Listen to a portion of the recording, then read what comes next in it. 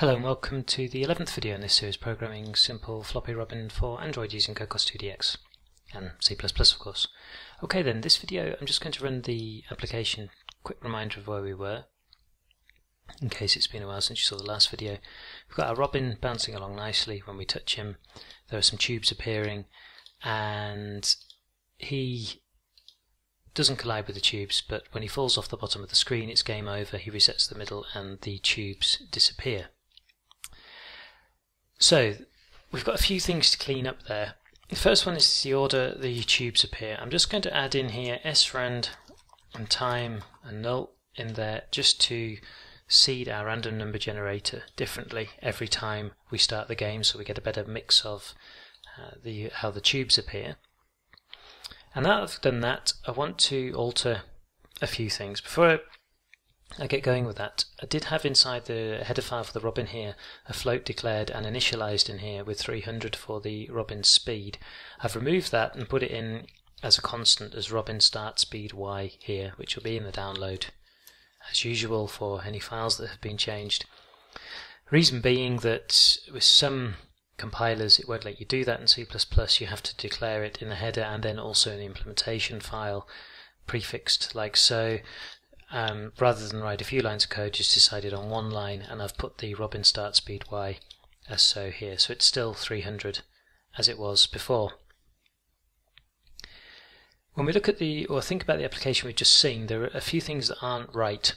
Well, lots of things that aren't right because it's not finished yet, but there are a few things that immediately spring to mind. One is when it's game over, particularly when the robin hits a tube, we don't want the robin to immediately reset. The user will want to know, or the player will want to know, where it actually hit the tube and stay frozen in that position before being reset. So we need to deal with that, which we'll do now.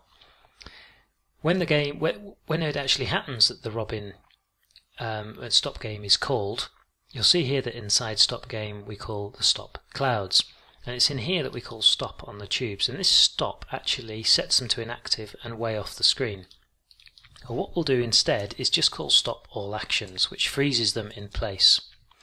And then we'll take this array here and just copy and brutally paste it inside the start, and inside the start we'll call conversely the stop, and what this will do then is reset them ready to be used, and they'll effectively disappear from the screen.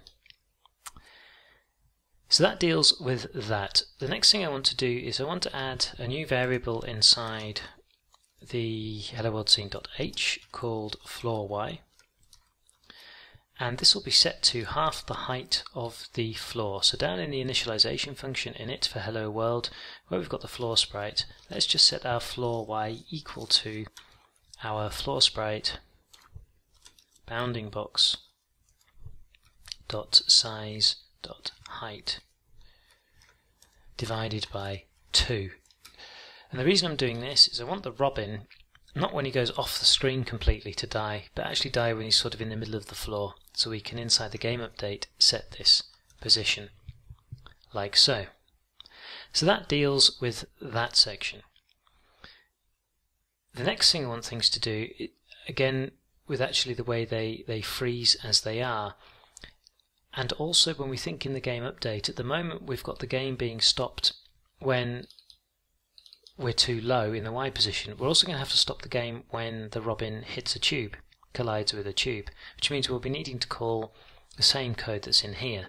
And also we don't want to reset the position of the robin straight to the middle. We want to do that when the game is actually being started.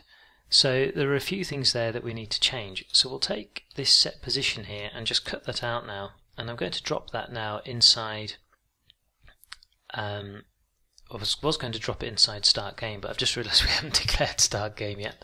So let's go into the header file and just declare our start game here, and then go into the hello world scene and just do our void and hello world at start game. And in this start game here we'll set the position of our robin then to be at the middle Y. The other thing we want to do, if we go up to where we normally start the game with the touch here, let's take all of this code here out and cut it and replace it with our start game, and we'll also drop that down inside our start game function. So what that means is at the moment when the game's over, the robin resets straight away to the middle, but now he'll only reset to the middle when we start the next game, otherwise he'll be frozen in place like so. The next thing we need is to be able to reset our robin and stop the game, because we do that here, but we're going to need to do that in two possible circumstances. Once where he's gone below this Y, but also where he's had a collision. So to do that we'll make another function here called game over. And this function also allows us to do some other things we'll see later on with scores and labels and things like that. So inside hello world here, just go down below the start game, and let's just call or define our game over function. And inside the game over then I want to do what's inside here, which is reset the robin and stop the game. Okay, now what I want to be able to do is deal with the logic inside our update, because it's a little bit incorrect. What we actually want to do, if I just cut this if statement out here, I'm going to drop this in at the top. We only want to do stuff if the game's actually started. So if the game started, we'll have a look at spawning a tube, and now what we can do is look at whether our robin is in trouble or not. So the first thing we'll do is update his position. In fact, we won't do that, we'll update his position last. What we'll do is we'll make a bool, and we'll call this bool game over, and we'll set this to false. The first thing we can ask is, like inside this if else here, which I'm just copying and pasting in here, is if the robin has gone too far down the screen, then we can set game over equal to true. Otherwise, we need to ask the question, has the robin hit a tube or not? And if he has, then also game over needs to be set to true. And the way we look at if he's hit a tube or not is to ask, does the bounding box, so the rectangle that surrounds our robin sprite, does that intersect with one of the tubes? If it does, then they've collided and the game's over. So let's take our loop code here, and we'll take the clouds out and drop it in here, take out the clouds. And now we can make this slightly more efficient by simply saying if our tube and get state equals k tube state inactive. So if the tube is inactive, tube state active, I want not inactive. If the tube is active, then we'll check for a collision. If it's inactive, we don't need to bother, obviously. So we can say if our robin and then its bounding box then intersects rect and the tube bounding box, then there's been a crash and the game over can be set to true. And now what we can do is we can say if game over equals true, then we'll call the game over function. Otherwise, we'll update the position of our robin. So that cleans up quite a lot of the logic a little bit, and also makes things much better for later on when we're scoring and things like that. So now we've done that, we've got one more little thing to do. Inside here we're setting, inside the initialization, we're setting the position of our robin, the X into the middle of the screen. Well, let's change that now. Let's go into constants.h and let's just define a new constant called kRobinStartX and make that 240. And I'm going to go back into hello world scene.cpp and just replace that inside here. I'll just go back to constants and save it, and back to hello world scene and save, so that the robin starts a little further left on the screen. So if I now run the application, we've made lots of small little changes there, but nothing's really complicated or anything like that. And I've just want to double check something with the tubes. Did I do the stop all actions? Yes, I did. Good. So now the robin's over to the left hand side a bit more, and now we've got some tubes appearing, and let's just crash into this tube and see what happens. And we've hit the tube, the game has stopped, and it's waiting for us to tap the robin and then everything starts again. So that looks a little bit better than it was. Obviously we've still got some fine tuning to do, but essentially all is okay. Another collision and he starts again. Now I'm going to try here and crash. Try once more to see if I can get the tail to land on a tube, and I can't even get the robin just once more. If not, then I'm just going to talk through it. The problem here is the bounding box for our robin is too big, particularly because of the tail of the robin. Please. Okay, that'll do. Here we've got a collision here with the hair and the tube in this way, because the robin's bounding box is surrounding everything, beak, tail, hair, and it's effectively much too big. So what we actually want to do is check for a collision with sort of a reduced bounding box, and even the tube's bounding box will contain this space that's actually empty on the side here, but for a simple application like this and just a demonstration, it doesn't matter too much. You could do some fine-tuning yourselves on that. And what we're going to do for now though is just make a function in our robin class that gives us a much smaller bounding box, which effectively just is a square surrounding the circle of the robin's body and not much else.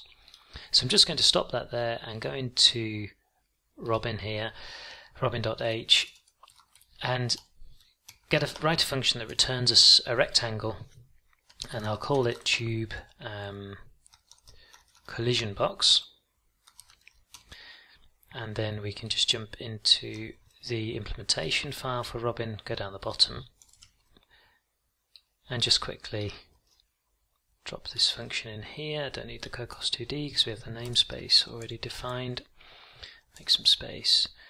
Okay, so what we need to do here is return, and then CCRect already has a constructor where we can give in the origin and the size. So what we'll do then is we'll return this and bounding box dot origin dot x. So we're going to shift the origin along quite a lot in the x, 20 pixels, to get rid of the tail, and then we're going to shift the y origin up 5 just so that we can get rid of the feet. Then the size and the width, we're going to reduce the width by quite a lot on the bounding box. We're going to reduce the width by 35 pixels, and then we're going to reduce the height by 20 pixels. In fact, let's reduce the height by 25 pixels. So we've got quite a dramatic reduction there to try and get rid of this horrible hair and horrible tail that will be causing crashes. And just take that last comma off, and that should be all we need to do. And now what we can do is, if I put a capital R and save, is take this tube collision function here, and somewhere inside our update where we're looking for the collision, instead of using the tube bounding box, the robin bounding box, we can use the robin's tube collision box, which is much smaller then, to detect the collision. So I'll just run the application again, and let's see what kind of collision we get with the tube. Hopefully it's not disastrous looking and haven't collided with that one. These two look like a good candidate. Good. And now you can see that the robin's belly is definitely on the tube, causing the collision. It's still not perfect. There are other ways of doing this. Really, ideally, probably we'd make the circle of the robin's body and look at colliding the circle with the rectangle, which is a bit more complicated, but for this simple application, you get the idea. Okay then, so that's it then for this video. It's a little bit longer again, but we've made really good progress with the game. It's starting to look like a game now, and in the next video we can look at actually adding some game over label to restart the game, and also obviously, maybe most importantly, keeping score. So thanks very much for watching. Comments, questions, criticisms welcome as always on YouTube.